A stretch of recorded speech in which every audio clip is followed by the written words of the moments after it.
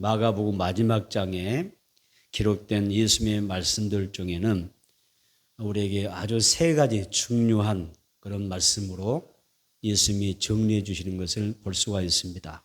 그래서 먼저는 예수님께서 제자들을 어떻게 하셨을까요?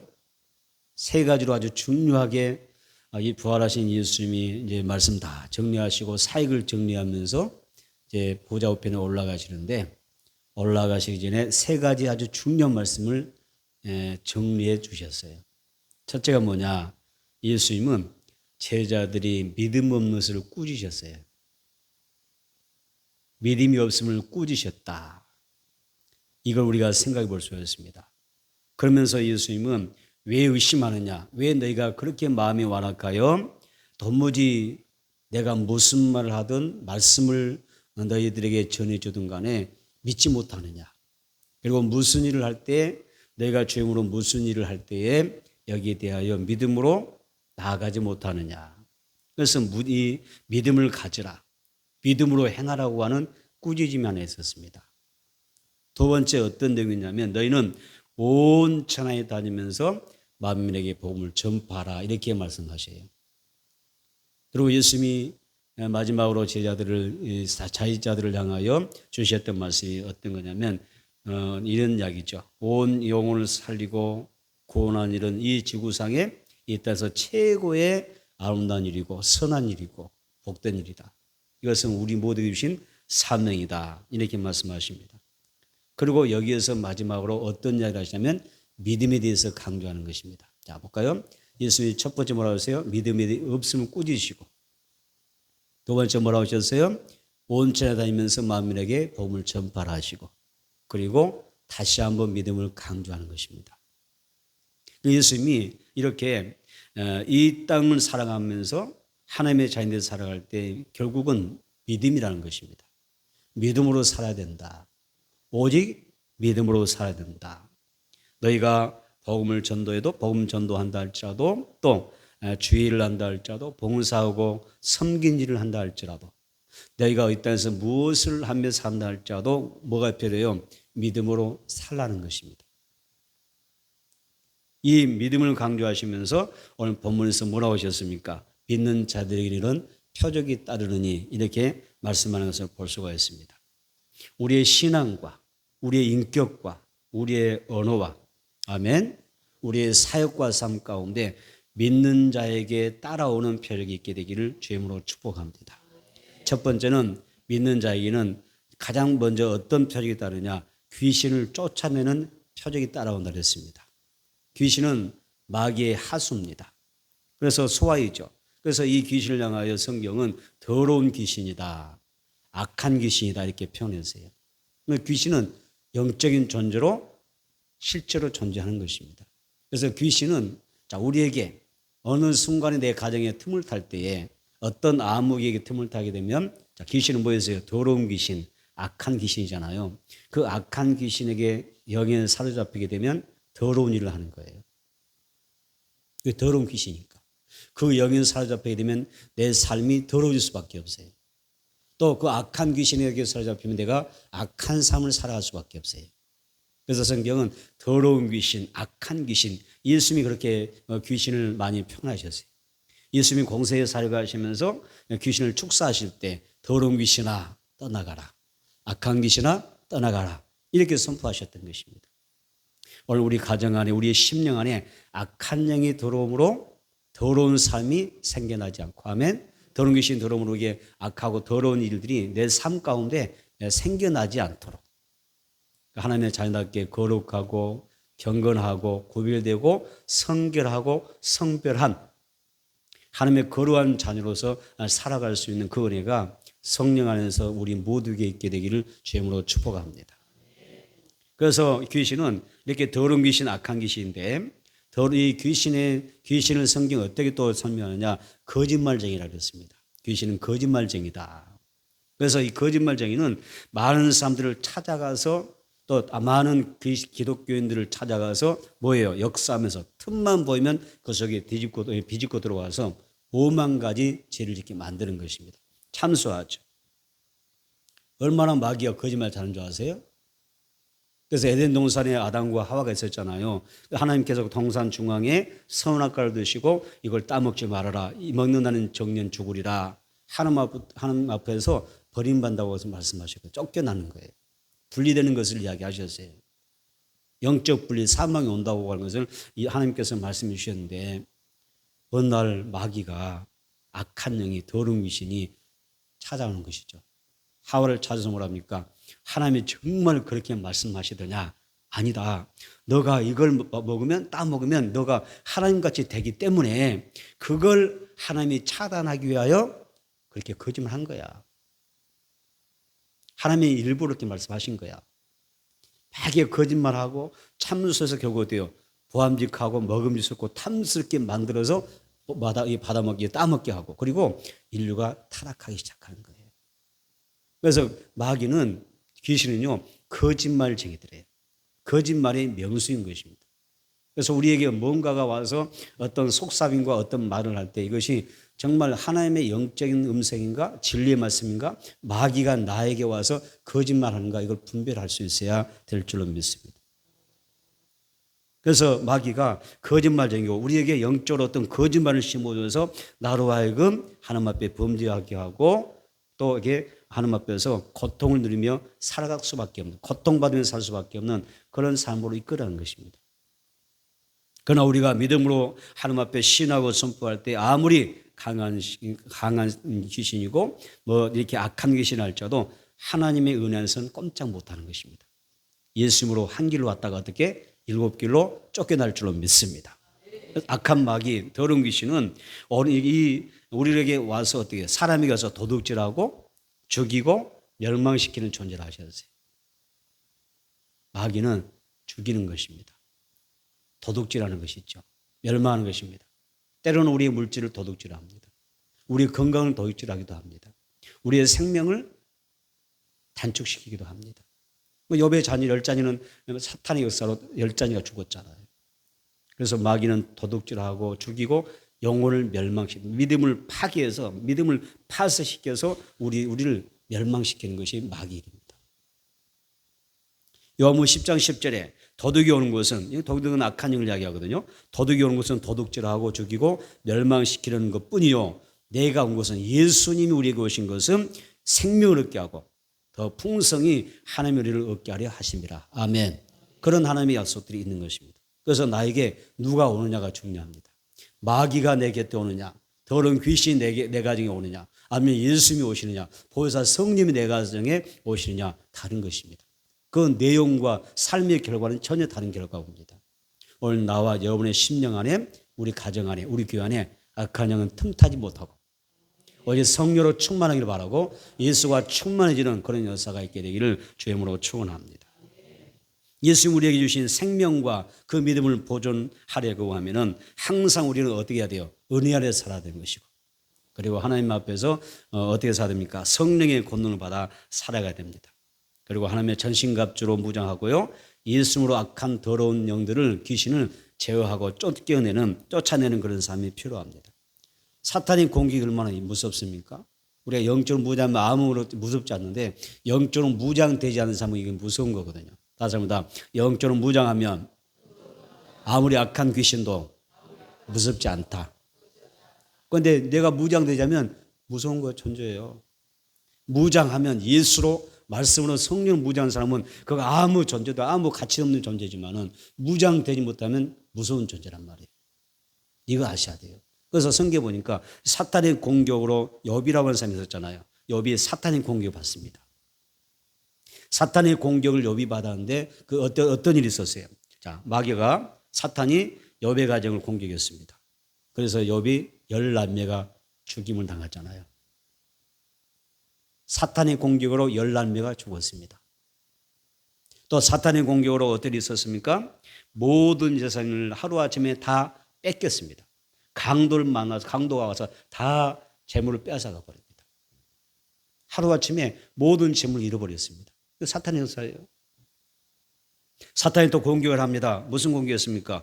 이 공격하니까 이 욥이 그렇게 건강했던 사람이 하루아침에 건강을 잃고 그리고 막 귀화장을 뜯어서 너무 피부가 가렵고 막 고통스러우니까 핏물이 흐르도록 자기 살갗을 가죽을 긁는 것입니다. 종기가 나서. 보세요. 얼마나 악한 영의 역사가 무서운가 생각해 보세요. 그리고 건강 잃었죠? 또 아내가 그런데도 욥이 막 하나님을 찬양하고 그러니까요. 주신 이도 하나님이시오 취하신 자도 여호와이시니 오히려 나는 하나님을 찬송하려다 내가 어떤 고난 가운데 내 열남이어 죽고 모든 재산 다 잃어도 나는 오직 하나님께만 영광 돌린다. 하나님이 주신 거잖아. 그 하나님 앞에 은혜를 이야기하고 하나님 앞에 막 감사와 영광 돌리니까 막 이 아내가 보고 있다가 속이 상한 거예요. 단사 같으면 막 짜증도 내고 원망도 하고 불평도 하고 내가 믿는 하나님에서 욕도 할 만한데 불평할 만한데 욥이 뭐만 해요? 찬송만 하고 하나님 앞에 영광만 돌리거든요. 그러니까 아내가 뭐라고 합니까? 당신 믿는 하나님 뭐라고 그러죠? 너나 잘 먹고 잘 살아. 그리고 그냥 신발 거꾸로 신고 집을 나가버립니다. 그러니까 온 가족이 돼요. 아내도 떠나갔죠. 그랬죠? 재산 다 잃었죠. 열남매 다 죽어버렸죠. 아무 털떡이 한마디로 왕거지가 되는 거예요. 그런데 평소에 아주 친하게 지내는 절친들이 있었어요. 그 친구들이 와서 자 이런 어려운 상황을 만나면 어떤 말을 해야 돼요? 우리 어려운 어떤 시험당한 환난당한 우리 주변에 지체가 있다면 뭐 하셨어요? 가서 우리는 뭐 해야 돼요? 이루하겠죠. 이루할 거 아니에요. 이루의 말을 전해준 게 가장 정상적인데 이 친구들이 와서 한 이야기 뭐냐면 막 이 말로 이 욥을 위해서 막 책망을 하는 책망. 네가 오죽하면 그러겠냐고. 네가 하나님 앞에 범죄한 일이 있으니까 하나님이 심판하셔서 너가 지금 벌 받는 것이지. 그러니까 너 참여하고 너 회개해. 회개해야 네가 하나님 앞에 사는 거야. 막 하니까 욥이 이 속마음이 뒤집어지는 거예요. 더 깊은 상처를 입어요. 너무 상처되는 거. 다 떠났잖아요. 주변에 모든 믿을 만한 사람은 다 자기를 위해서 막 비난하고 조롱하는데 조소하는데 얼마나 속상하겠어요. 그래서 나중에 이 아픔을 뭘로 표현하죠? 차라리 내가 나지 아니하였더라면 좋았겠다. 세상에 태어나지 않았으면 좋았겠다. 나에게 생일이 없었다면 내가 이 땅에 태어나지 않았으면 오히려 그것이 내게 더 큰 축복이었겠다. 막 이렇게 절규하는 것입니다.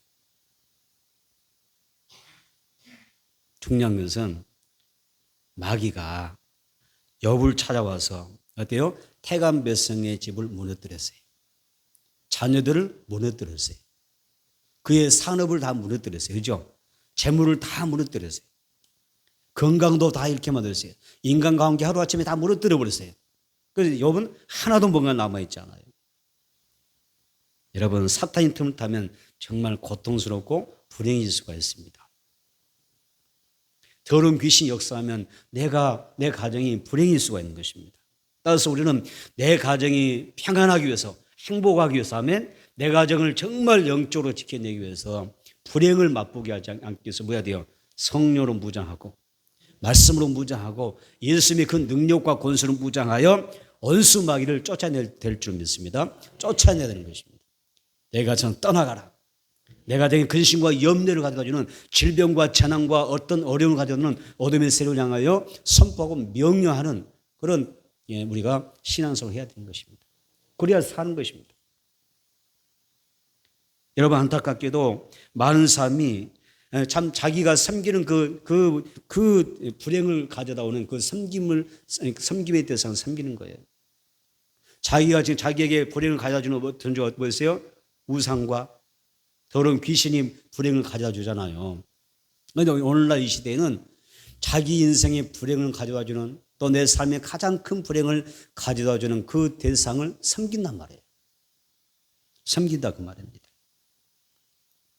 내가 귀신을 섬겼을 때, 이 우상을 섬겼을 때, 내가 점을 했을 때, 그렇죠? 우상을 섬겼을 때, 귀신을 섬겼을 때에 여기서 내 가정, 내 인생이 파탄나고 파산될 수 있는 게 얼마나 많은데 그 불행을 가져다는 대상이 악한 영인 줄 모르고 더러운 귀신인 줄은 모르고 그 귀신의 문화에 빠져 사는 사람이 굉장히 많습니다. 예를 들면 할로윈 축제입니다. 귀신을 찬양하는 거예요. 할로윈 축제. 귀신의 문화를 좋아해요. 거기에 즐기고 있어요. 즐기고.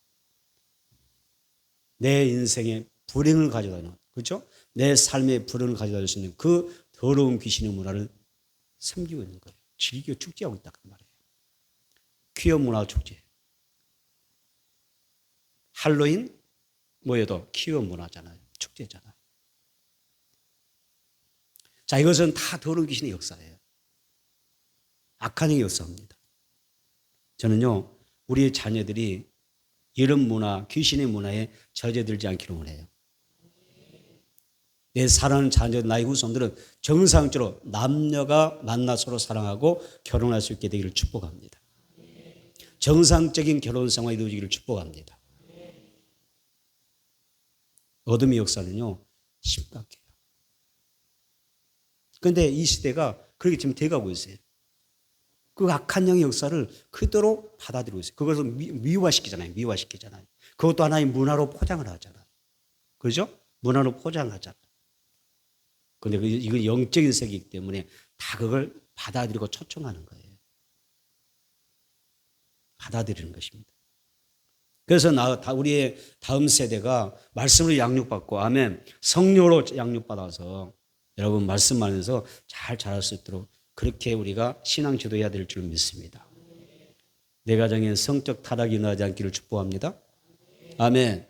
내 가정이 성적으로 타락하지 않기를 축복합니다. 내 자녀들이 성적으로 타락하지 않기를 축복합니다. 내 후손들이 성적으로 타락하지 않기를 축복합니다. 이런 귀신의 문화에 젖어들면 안 돼요. 경건한 가정이 돼야 돼요. 성경도 말씀하지 않습니까? 경건한 자녀를 얻는 게 축복이라고 그러세요. 경건한 후손을 얻는 게 복이라고 그러세요. 우리만 예수 잘 믿고 은혜 받고 복 받고 살다 끝나버리면 되겠어요? 나보다 내 후대가 더 잘 돼야 될 줄 믿습니다. 크게 아멘. 여러분의 후대가 더 잘 돼야 될 줄 믿습니다. 나보다는 더 천배 만배 우리 후손들이 하나님을 잘 섬기면서 은혜 안에 살아가는 그런 자녀들이 되어야 되지 않겠습니까? 어떤 어려움과 고난이 오면 모든 것이 다 그럴 수는 없어요. 어떤 고난과 어려움이 올 수 있잖아요. 그때는 예를 들어서 병이 우리에게 왔다, 원치 않는 질병이 찾아왔다고 할 때 우리는 여기에서 몇 가지를 지적을 해야 돼요. 첫째는 하나님의 영광을 위하여 주는 질병도 있어요. 하나님의 영광을 나타내기 위한 질병이 하나 있습니다. 그렇죠? 왜 질병이 찾아오느냐? 내가 건강 관리 못해서 내 몸을 함부로 써서 오는 질병도 있습니다. 그렇죠? 또 왜 질병이 찾아왔느냐? 내가 껴있지 못함으로 모였기 때문에 악한 영이 내게 질병을 가져올 수 있습니다. 다시 말하면 이것은 내 모든 삼천 영역에 해당되는 이야기입니다. 그래서 내 삶 가운데 어떤 고난과 어려움이 왔을 때에 다 그렇지 않다고 말해요. 어떤 하나님의 영광을 나타내기 위함도 있고 내가 실수해서 그런 것도 있지만 또 뭐가 있어요? 악한 마귀가 그렇게 만드는 경우도 있다고 말해요. 그래서 여기서 우리가 뭐가 필요해요? 기도하면서 영적으로 이것이 지금 마귀의 역사인지 악한 사탄의 역사인가를 분별하는 그런 진단의 은혜가 필요하다는 것입니다. 오늘 지혜와 계시의 영이 여러분 가운데 임하셔서 여러분들이 영적으로 깨어나게 되기를 축복하고, 아멘. 이 영적으로 뭔가 내게 좋지 못한 악한 영의 실체가 와서 그런 거라면 나와 내 가정의 귀신 역사가 다시는 틈타지 못하도록, 아멘, 깨어서 기도하고 그리고 예수 이름으로 물쳐내기를 주님으로 축복합니다. 그래서 너 믿는 자의 표적이 뭐예요? 믿는 자의 표적이 첫 번째 등장하는 게 귀신을 쫓아내며 이렇게 이야기합니다. 영적인 세계가 너무 중요하기 때문에 가장 먼저 믿는 자의 표적으로 귀신을 쫓아낸 거라 이야기했습니다. 한번 찾아보겠습니다. 역대상 21장 1절입니다. 역대상 21장 1절. 역대상 21장 1절입니다.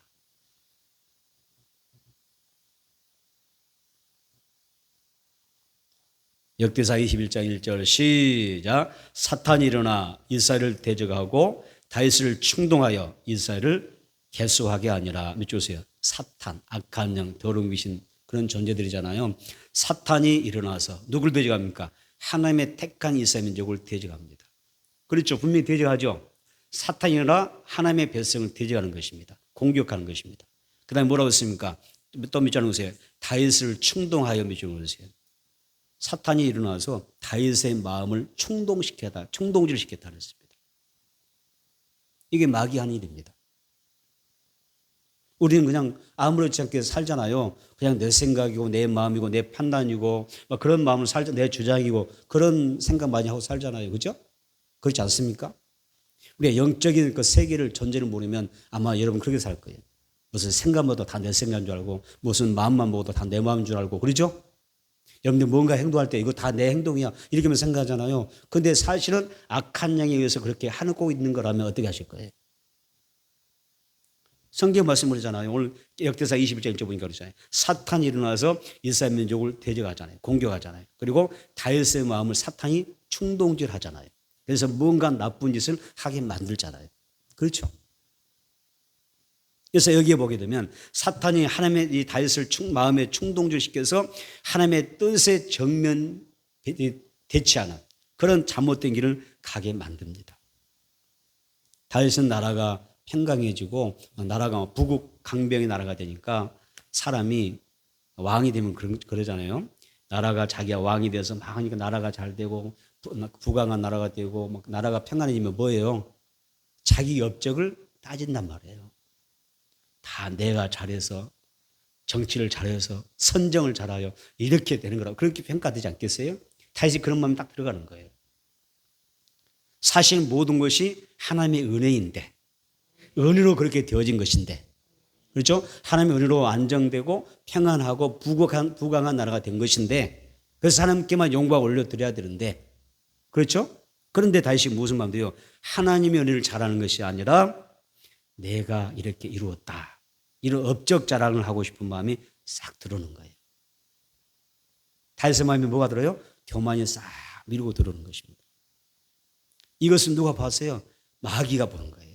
사진 딱 보고 있으니까 다윗이 막 의뢰를 하나님을 이렇게 성장하고 나라가 잘 된다 보니까 다윗의 마음이 좀 뭐가 바뀌잖아요. 다윗의 마음이 교만이 막 들어오고 있거든. 딱 보니까 걔는 이때다. 그래서 다윗의 마음을 어떻게 해요? 충동질시키는 거예요. 그래, 너가 잘해서 너가 정치해서 네가 훌륭한 왕이니까 이 나라 이게 잘 되는 거야. 막 이렇게 막 충동질시키는 거예요. 그래서 인구조사를 합니다. 하나님의 은혜로 나라가 잘 된 것인데 자기가 정치 잘해서 그렇죠? 이 국민의 수가 많아서 강한 군사의 수가 많아서 잘 되는 걸 착각하게 만드는 거죠. 인구조사 딱 할 때요. 하나님이 뭘 보셨어요? 다윗이 교만해졌구나. 내게 영광을 돌리지 않구나. 하나님께 돌려야 될 영광을 제가 가르치고 있구나. 이거 딱 하나님이 보시는 것입니다. 그래서 하나님이 심판하시죠. 그 죄에 벌려서 하나님이 이스라엘 백성을 쳐버립니다. 하나님이 심판하십니다. 그때 다시 깨닫고 나서 역대상 21장 8절에서 하나님께 이렇게 기도합니다. 내가 이 일을 행함으로 교만히 행함으로 큰 죄를 인구수를 가지고 죄를 범하였나이다. 이제 간과없나니 종의 죄를 용서하여 주옵소서. 내가 심히 미련하게 행하였나이다. 이렇게 회개하는 모습을 볼 수가 있습니다. 악한 마귀는 우리가 하나님의 은혜를 누리는 꼴을 보지 못합니다. 우리가 막 은혜 가운데 살고 하나님 앞에 감사하고 살고 막 영광으로 살잖아요. 그걸 어떻게 꼴 봐주고 꼴을 보고 싶겠어요. 하나님께 영광 가리게 하고 마귀가 자기 영광 받고 싶은 거잖아요. 그래서 우리에게 뭘 줘요? 우리 마음에 교만을 딱 주는 거예요.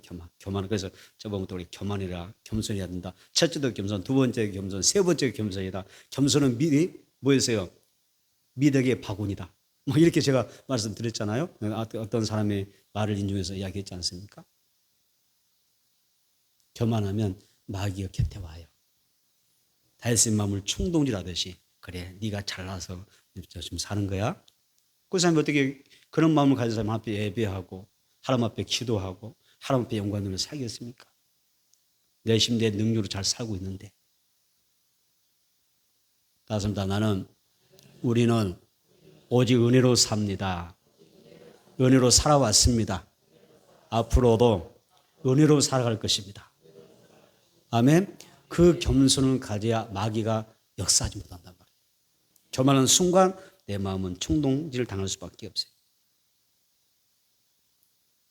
하나님께 영광을 돌려야 되는데 자기 영광으로 하나님의 영광을 가로채게 하는 게 마귀의 역사입니다. 우리의 삶을 그래서 결국 무너뜨리고 싶은 것입니다. 그래서 주님은 나로 망하게 하는 그 악한 귀신을 믿음으로 쫓아내라고 말씀하십니다. 그래서 믿는 자의 표적 첫 번째 뭐였어요? 귀신을 쫓아내라 그랬습니다. 쫓아내라 이렇게 말씀하는 것입니다. 여러분 믿음으로 귀신의 역사를 쫓아내기를 바랍니다. 그래서 믿는 자의 표적으로서 참 자유와 해방을 누리게 되기를 바라고 치유와 회복의 역사가 우리 가운데 임하게 되기를 축복합니다. 그래서 믿는 자의 표적으로서 우리가 더 건강회복 받아들이세요. 그래서 질병도 치유되고 건강도 회복되고 아멘. 그래서 믿는 자의 표적이 따르니까 귀신만 쫓겨나가도요. 여배 가정 보세요. 단번에 회복되잖아요. 물질도 회복되고 모든 삶이 회복되는 것을 우리가 볼 수가 있습니다. 악한 영을 쫓아냅시다. 믿는 자가 기도하면 이 마귀가 한 길로 왔다가 몇 길로 도망가요? 7길로 쏠사같이 도망가 버려요. 성령으로 충만하기를 주님으로 축원합니다. 두 번째는 믿는 자의 표적으로 새 방언이 따라온다 그랬습니다. 믿는 자에게는 새 방언이 따라온다. 성령이 임하시면 나의 입술이 도구가 되어서 하나님을 찬양하게 돼요. 그리고 예수님을 증거하게 됩니다. 또 성령 임하시면 내가 기도하는 삶이 되는 것입니다.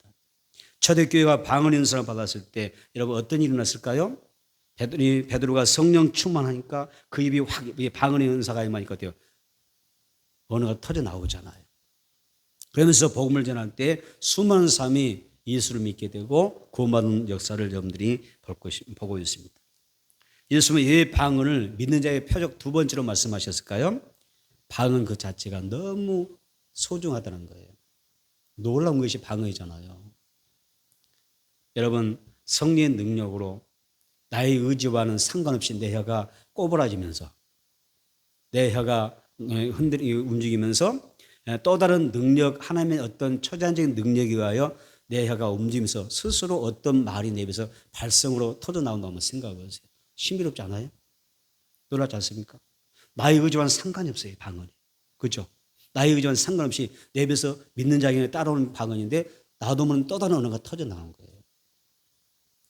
그전에는 예수 믿어도 예수님을 이야기해도 제가 믿음도 안 오고 확신도 없었는데 나도 성령의 강력한 능력이 임하면서 충만함이 임하면서 내 입에서 또 다른 어떤 방언이 막 내 입에서 언어가 나올 때 여러분 놀라 안 자빠지면 기적입니다. 얼마나 신비롭고 얼마나 놀라운 일인지 이것을 표적이라 이야기했던 것입니다. 저도 처음에 성령 받을 때 방언 은사가 임했었어요. 그래서 방언 은사가 임했을 때 제가 깜짝 놀랐어요. 저는 모태신앙이라 그러잖아요. 그래서 우리 어머니가 어머니 태죽이 있을 때부터 어머니를 따라서 열심히 교회 다녔어요. 그러니까 이 기독교의 그 기독교 교회를 떠나본 적이 없어요. 어릴 때부터 태중에서부터 떠나본 적이 없어요. 저는 그래서 살아왔어요. 그런데 그렇게 믿음으로 교회 생활을 했지만은 항상 제 마음에 어떤 게 있냐면 하나님이 정말 살아계실까라고 하는 캐션 마크도 있었어요. 사실은 하나님이 정말 살아계실까? 내가 이렇게 성경 보는데 이 말씀이 진짜 하나님의 말씀인가? 이런 생각할 수 있잖아요. 믿기는 믿지만 내가 믿는다고 고백하고 그렇게 신앙 고백하고 있지만은 그럼에도 불구하고 한편 구석에서는 그 믿음이 확신으로 확정되지 못할 때가 있었지 않겠냐 그 말입니다. 그런데 성령에 받고 방언 은사 받으니까 눈이 번쩍 떠지는 거예요. 와, 진짜 하나님 살아계시구나. 와, 진짜 하나님 살아계시구나. 할렐루야. 와, 성령 받고 방언 은사 받아버리니까 이건 부인할 수가 없어요. 하나님이 진짜 살아계신 것을 그때 경험하는 거였어요. 그리고 성경책 볼 때 이 말씀 정말 살아남의 말씀인가라고 할 때 진짜인가 가짜인가 우리가 뭐 고민할 수 있잖아요. 그런데 성경책 진짜 하나님의 말씀인 거예요. 와, 진짜 하나님의 말씀이구나. 살아계신 하나님의 말씀이구나. 이걸 알게 되는 거예요. 아, 그리고 내가 죄 용서 받았구나. 내가 구원 받았구나. 이 사실을 방언의 은사 가운데 성령을 받으면서요, 제가 확실하게 영의 눈이 확 떠서 믿음의 눈을 뜨고 바라보게 되는, 그리고 고백하게 되는 그 과정이 있었습니다. 그때 그 은혜가 지금 이 자리에 나를 있게 하는 것입니다. 여러분, 가끔 신앙생활하면서 하나님이 살아계실까? 진짜 살아계실까? 어떤 상황이 어떤 어려움을 겪고 기도가 조금 더디 응답된 것 같으면 하나님 정말 살아계실까? 내 기도 안 들어주시는 걸까? 막 그런 고민이 있을 수 있잖아요. 그러신 분들은 부탁합니다. 성령 대망으로 오시라. 그리고 성령 받으시라. 아멘. 그리고 방언 은사를 충만히 받으시라. 그리고 실제로 존재하시는 하나님을 만나라 그 말이에요. 신앙, 기독교는 이론이 아니에요. 이론이 아닙니다. 실제로 그 하나님을 만나야 됩니다. 우리가 믿음은 하나님의 살아계신 걸 우리가 경험하는 거거든요. 그래서 우리가 하나님을 만나야 돼요. 다 믿지 못하다가도 의심하다가도 부정하다가도 성령 받아보세요. 여러분 하나님 둘째 나도 하나님 살아계신 것을 알아요. 방언 받아보세요. 하나님이 진짜 살아계신 사람들이 부정할 수가 없어요. 실제로 하나님을 만나야 돼요. 많은 사람들이 막 신앙에 있게 갈등하고 흔들고 요리를 하는 이유가 뭐냐면 성령 받지 못해서 그러는 거예요. 성령 받으면요 구원의 확신이 옵니다. 나선다 하나님은 살아계십니다. 하나님의 말씀은 사실입니다. 천국은 분명히 있습니다. 아멘. 지옥도 분명히 있습니다. 천사도 있고요, 성령도 계시고요, 마귀도 있어요. 이 영적 세계는 우리가 그 하나 부정할 수가 없어요. 사실인 것입니다. 제가 성령 받고 얼마나 그런지 저는 밤새도록 기도했거든요. 밤새도록 통해 자복 회개하면서 초저녁부터 그 다음날 새벽까지 새벽 예배가 드려질 때까지 저는 회개 기도했어요. 네. 제가 무슨 일 얼마나 전지 모르겠습니다만은 그렇게 기도를 하면서 하나님 앞에 회개했던 그런 시절이 있었습니다. 여러분 아직 방언 은사를 받지 못하셨나요?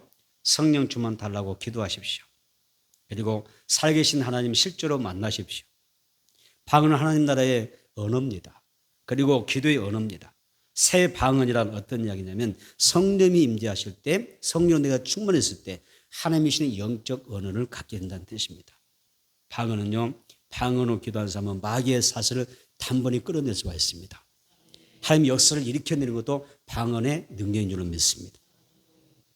여러분 기도할 때도 방언으로 기도하면 하나님과 더 깊은 영적 대화를 하는 거예요.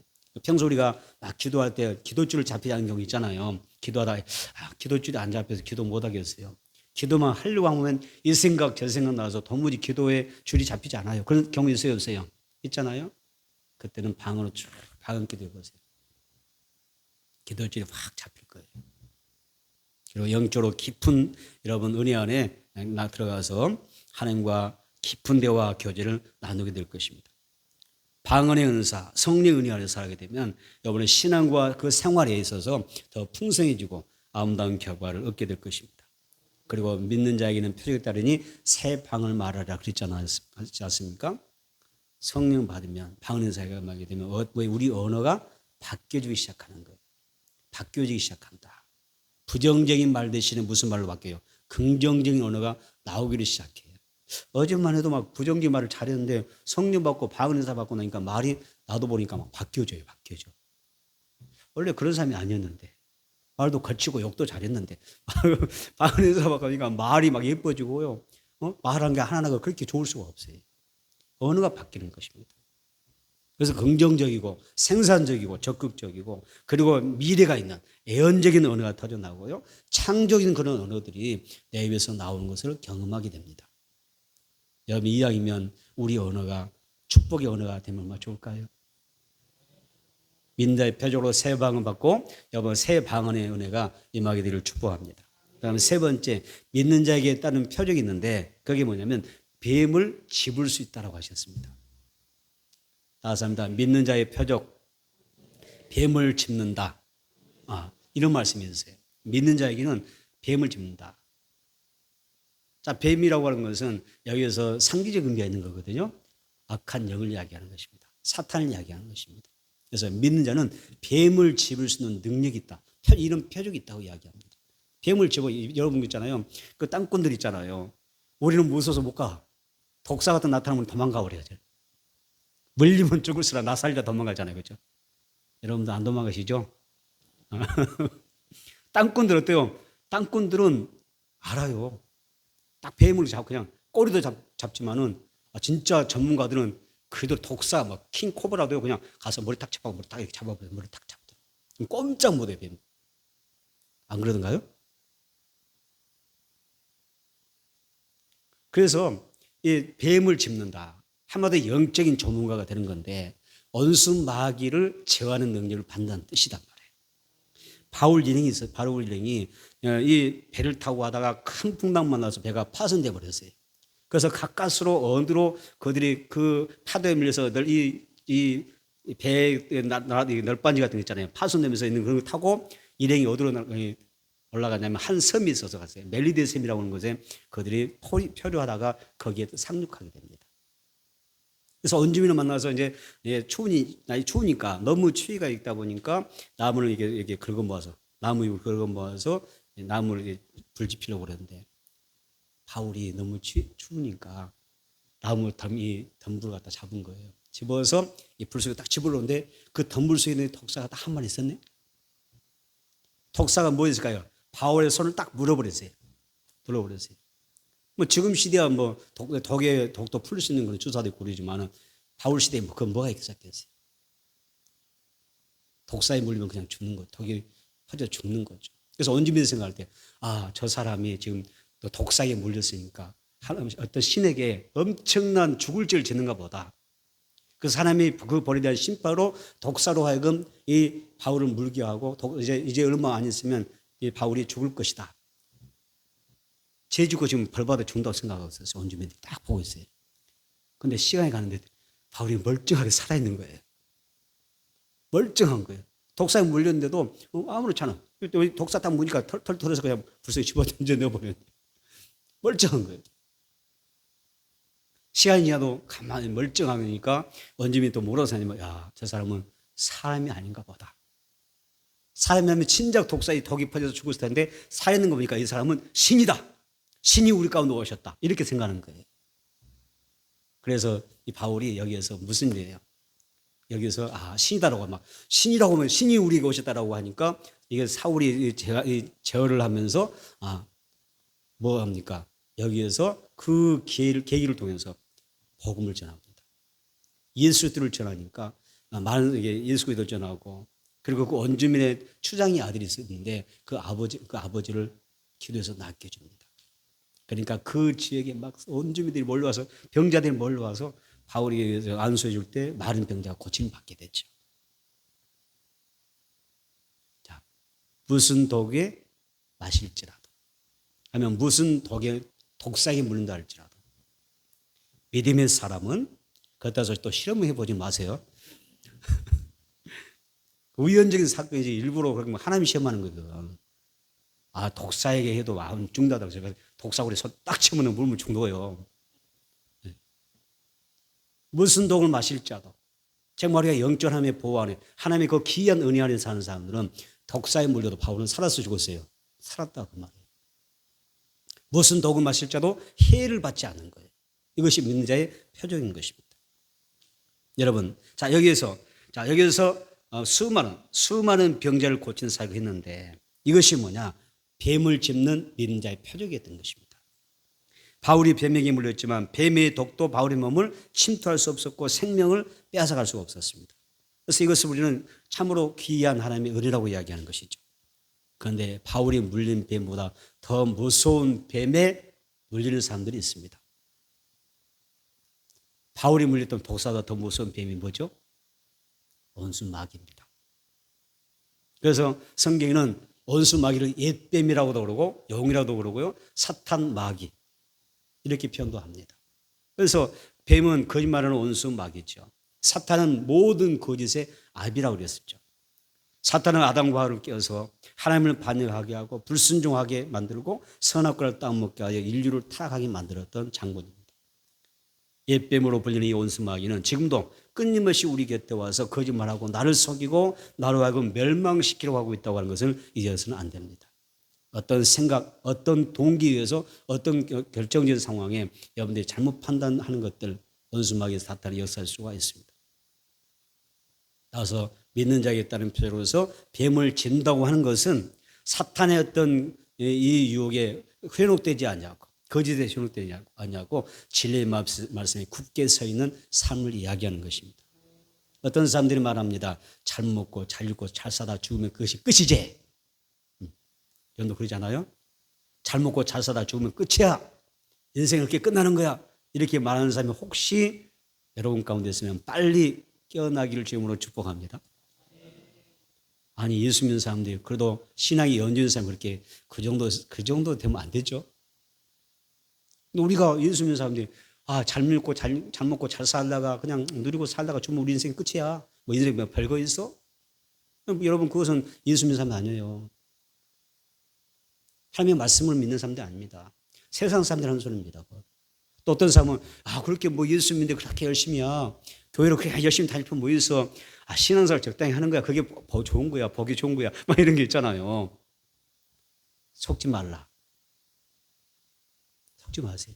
그 사람의 소리 같고 좋은 소리 같죠? 현미하고 지른 소리 같죠? 속지 마세요. 성경 뭐라고 얘기합니까? 주를 섬기되 열심을 품고 주를 섬기라 그랬어요.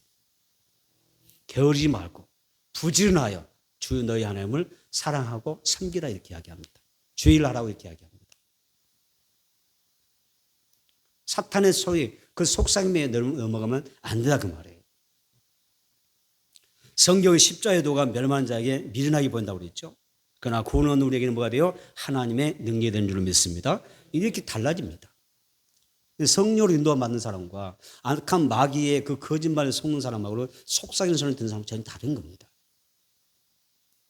듣기는 좋지만 참 지혜롭고 현명한 목소리 같지만 그렇지 않는 것입니다. 여러분 오늘 우리는 믿는 자에게 따르는 표적으로서 뱀을 집어서 멀리 던져야 될 줄 믿습니다. 아멘. 사탄의 역사를 물리쳐야 될 줄 믿습니다. 예수만이 참된 우리의 구세주가 되시고 하나님의 말씀이 내게 영원한 생명을 주시는 진리의 말씀인 것을 고백하고 아멘. 그리고 내게 영원한 생명과 천국을 보장을 해주신 분이 예수의 됨을 고백해야 됩니다. 주변에 보면 진리의 가르침을 따르지 않냐고 거짓된 말에 악한 영의 거짓된 말에 여러분 현혹되고 이단의 사술에 현혹되는 사람들이 많습니다.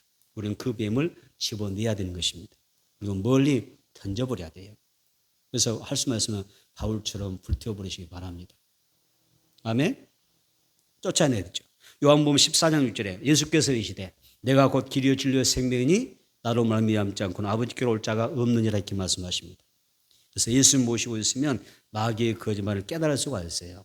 성령 충만하면 모든 거짓은 걸러낼 수가 있는 것입니다. 그래서 사탄의 그 모든 도전을 막아낼 수가 있습니다. 여러분 예수님의 그 말씀을 가슴에 새기고 아멘. 마귀를 물리치며 살아가게 되기를 주님으로 축원합니다. 그러니까 네 번째는요. 믿는 자의 표적으로 무슨 독을 마실지라도 해를 받지 않는다. 이렇게 말씀하십니다. 세상에는 많은 바이러스가 있습니다.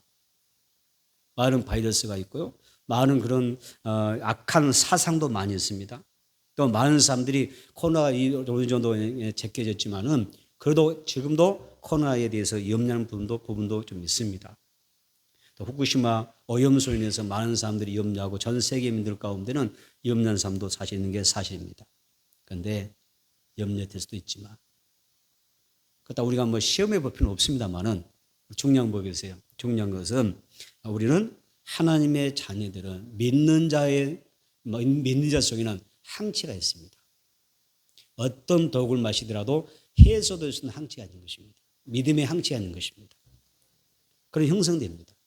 우리가 지금 꼭 그것만 기겠어요? 뭐 코로나만 문제겠어요? 뭐 후쿠시마 오염수만 문제겠어요? 우리가 그동안 살아오면서 얼마나 많은 식물을 먹고 양식을 먹고 사는데 거기는 얼마나 많이 있습니까? 얼마나 거기 농약 성분도 많이 있을 거예요. 우리가 쌀을 져서 밥을 먹어도 거기는 농약 성분이 많이 묻어 있을 거예요. 우리가 믿지 못하면 먹을 수가 없어요. 그런 걸 생각한다면. 그래도 우리가 지금까지 건강하게 사는 것도 우리가 뭐예요? 하나님의 은혜 안에 사는 것이고 정말 나에게 믿음의 항체가 있다면 믿는 자의 표적이 뭐였어요? 믿는 자의 표적으로서 무슨 독을 마실자도는 해를 받지 아니하리라. 그러니까 너무 염려하지 마시고 아멘. 하나님 우리의 건강을 책임져 주실 것을 믿고 감사하며 살아가는 그런 지혜로운 신앙이 있었으면 좋겠습니다. 오늘 살다 보면 인간관계에서도 경험되는 그런 독이 많이 있어요. 이 독은 정말 무서운 것입니다. 그래서 살다 보면 많은 그 언어에 독이 있다고 그랬습니다. 살다 보면 우리가 분노하게 되고 절망하게 되고 상처받는 그런 많은 그 언어의 독이 있습니다. 온갖 비평과 원망과 불평 또 어떤 좌절, 짜증의 언어들 그리고 어떤 독을 담은 언어가 많이 있습니다. 그래서 우리는 말 때문에 상처를 많이 받고 삽니다. 그런데 성경은 우리가 어떤 독을 마실지라도 그 독의 소리를 자유케 하신다 그랬어요. 여러분 말로 인하여 상처받지 않기를 축복합니다. 아멘. 여러분의 마음을 좀 키우세요. 누가 뭐라고 하든 그냥 넉넉하게 넘길 수 있는 은혜가 있기를 축복합니다. 우리 너무나 그 언어의 독을 먹고 살거든요. 가만히 들어보면 어떤 사람들 보면 시험이 듣다는 이야기 다 들어보면 말 때문에 시험 들더라고요. 말 때문에. 누구 말 때문에 나 상처받았어. 뭐 그런 이야기. 다 독을 먹고 사는 건데. 근데 그것도 좀 넉넉하게 넘어가는 것도 능력이에요. 그것도 믿음인 줄 믿습니다. 모간 블리지라는 사람이 그 언어에 대해서 이런 이야기 했어요. 사람의 언어 가운데 비난의 언어가 있대요. 비난. 비난의 언어가 아주 독하대요. 독한 언어대요. 이 독한 비난의 언어를 이렇게 소개했어요. 비난의 언어 입장에서 소개합니다. 나는 치명적인 타격을 가할 힘과 기술이 나에게 있다. 비난의 말이 그렇게 이야기하는 겁니다. 나는 상대방을 죽이지 않고도 승리할 수가 있다. 나는 가정과 국가 그리고 어떤 조직도 파괴할 수가 있고 수많은 사람을 파멸시킬 수 있다. 나는 아무리 순결한 사람이라도 무력하게 만들 수가 있고 아무리 깨끗한 사람이라도 나는 그 사람을 더럽게 할 수 있다. 내 이름은 비난이다 그랬습니다. 그래서 여러분 비난의 말 무서운 독입니다. 우리는 비난의 말을 자제해야 됩니다. 비난의 말을 자제해야 됩니다. 비난의 말로 인하여 다른 사람에게 상처를 주는 일을 해서는 안 됩니다. 가정에서나 또 교회에서 이웃들에게 비난의 말 하지 말고 다소 다 좋은 말을 많이 하자. 복의 말을 많이 하자. 아멘. 은혜로운 말을 많이 주세요. 여러분 입을 한번 혀를 한번 보세요. 여러분 언어가 비난의 언어가 섞이는 한번 보세요. 서로의 장점을 말해주고 칭찬해주고 또 사랑의 말을 많이 할 수 있는 그런 언어가 되면 얼마나 좋겠습니까? 여러분 부모와 자녀 간에도요. 부부간에도 마찬가지입니다. 절대 우리는 죽이는 말 비난의 말을 하면 안 됩니다. 나도 모르게 비난의 그 말로 마시고 살고요. 나도 모르게 비난의 말로 다른 사람을 먹이고 삽니다. 지금의 시대는 인터넷이 굉장히 발달된 시대지 않습니까? 이 인터넷을 통해서 기쁜 소식, 좋은 소식만 나누면서 살면 좋겠어요. 그렇죠? 그런데요, 점점 인터넷이 발달되면서 이 언어가 거칠을 주고 있어요. 그게 문제잖아요. 좋은 언어만 그냥 인터넷 공간에 떠돌아다니고 그러면 얼마나 살기 좋은 그런 나라가 되겠습니까? 사회가 되겠습니까? 그런데 점점 시대가 악해집니다. 무정해지고 거칠해지고 무자비해지는 거죠. 시대가 발달된 만큼 그렇게 되는 것입니다. 그래서 우리는 우리 언어를 통해서 좀 정화가 됐으면 좋겠다. 우리의 말에서 좀 독소가 빠져나갔으면 좋겠다. 독한 말을 하지 말고 아멘. 좋은 말을 많이 하는 복을 빌어주는 그런 언어가 되면 얼마나 좋을까 그런 생각을 합니다. 몸도 마음도 우리의 말이 여러분 좋은 성령의 좋은 기운을 물려받아서 아멘 나눠주자 그 말입니다. 여러분 성경 말씀합니다. 믿는 자의 표적으로서 무슨 독을 마실 자도 해를 받지 않는다 이렇게 이야기합니다. 그런 언어가 필요하죠. 그 다음 다섯 번째니까 믿는 자의 표적으로 병든 자에게 손을 얹은 즉 나을 것이다 이렇게 이야기합니다. 출애굽기 15장 26절에 보니까 이르시되 자 한번 찾아볼까요? 한번 찾아보겠습니다. 출애굽기 15장 26절 한번 봐보세요. 출애굽기 15장 26절 읽어봅니다. 시작. 이르시되 너희가 너희 하나님 나 여호와의 말을 듣고 순종하고 내가 보기에 의를 행하며 내 계명의 귀를 기울이며 내 모든 규례를 지키면 내가 애굽 사람에게 내린 모든 질병 중 하나도 너에게 내리지 아니하리니 나는 너희를 치료하는 여호와임이라. 아멘. 자, 여기서 하나님의 약속이 하나 있었어요. 무슨 약속입니까? 너희가 하나님의 말을 듣고 말씀에 순종하면 또 말씀을 지켜 규례를 지키면 뭐라고 했어요? 자, 여기서 모든 질병 중 하나도 여러분 읽어보세요. 너희에게 내리지 아니라 하셨어요. 너가 하나님의 말씀에 순종하고 말씀을 지켜 행하면 세상에 내리는 어떤 질병도 내가 내게 내리지 않겠다라고 말씀하셨어요. 그 다음에 또 성경 말씀을 보니까 이런 말씀도 있었어요. 주 하나님을 섬기라. 그리하면 너희 물과 양식에 복을 내려주겠고 너희 중에서 병을 제하여 주리니 너희 중에 낙태하는 자나 잉태하지 못한 자가 없을 것이라. 내가 너희 날수를 채워주리라. 건강과 생명과 장수를 약속하고 있어요. 여러분 이 은혜가 얼마나 귀합니까? 믿는 자에게는 표적이 있다는데 건강의 복이 약속되어 있어요. 이제 누리시기를 축복합니다. 구해서 받으시기 바랍니다. 예수님께서 병 고치는 은혜를 이야기할 때, 병자를 고칠 때에 이 병 고칠 때 또 어떻게 표현하는지 아세요? 떡으로 표현하셨어요. 자녀에게 병을 고쳐달라고 한 여인이고 구하니까 자녀의 떡을 취하여 거시기에게 주는 것이 마땅치 않다. 거시기가 뭐죠? 모르시면 지나가겠습니다. 그러면서 뭐라 하셨어요? 떡으로 비유하셨어요. 그러니까 떡은 뭐예요? 우리에게 밥이고 양식인 것입니다. 자녀의 떡을 취하여 개들에게 주는 것이 마땅치 않다. 그랬단 말이에요. 그러니까 병 고침의 은혜는요, 마치 밥을 먹는 것이 일상인 것처럼 우리의 삶 가운데 하나님께서 건강의 축복은 일상인 것입니다.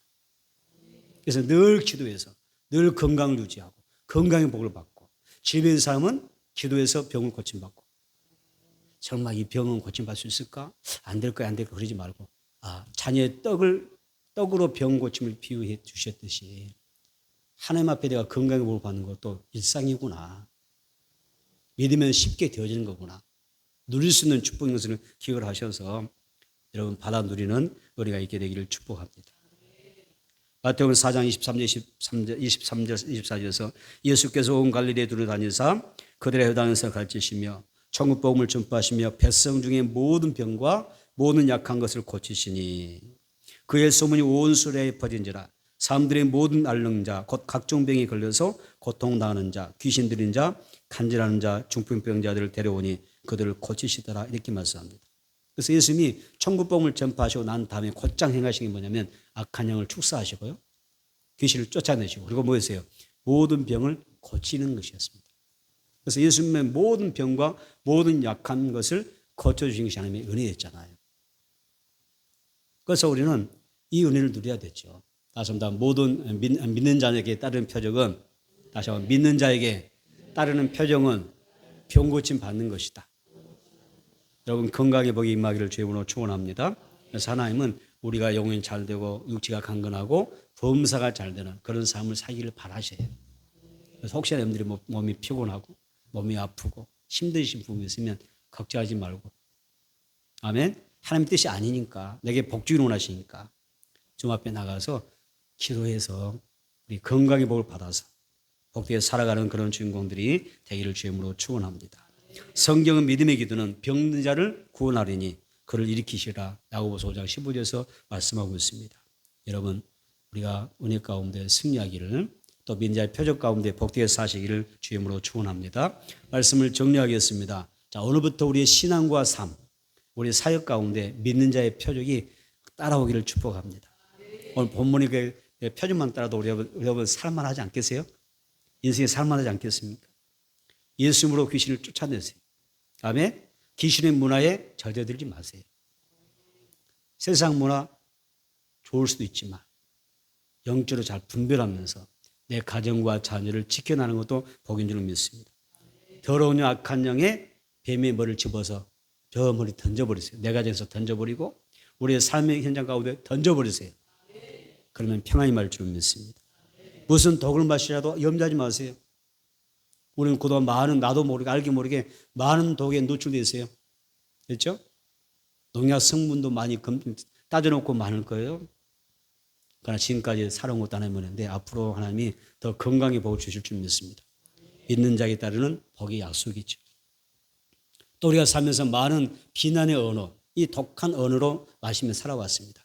상처받은 용어가 있다면 좀 치유가 되져서 더 이상 말 때문에 알레르기 반응 일으키지 말고, 아멘, 오히려 당당하게 여러분들이 믿음으로 승리할 수 있는 그 영적인 은혜가 있었으면 좋겠습니다. 또 신유의 근본으로 여러분 건강의 복 받으십시오. 또 병든 자에게 손 얹어서 낫게 하는, 병자에서 기도하면 여러분의 그 기도가 많은 병자를 고쳐서 살리게 하는 그런 역사도 있게 되기를 축복합니다. 예수 안에서, 말씀 안에서, 성령 안에서 승리하고 영생을 얻게 되되 이 땅에서도 풍조하게 믿음의 은혜를 누리며 살아갈 수 있는 그런 축복이 우리 모두에게 있어지기를 바랍니다.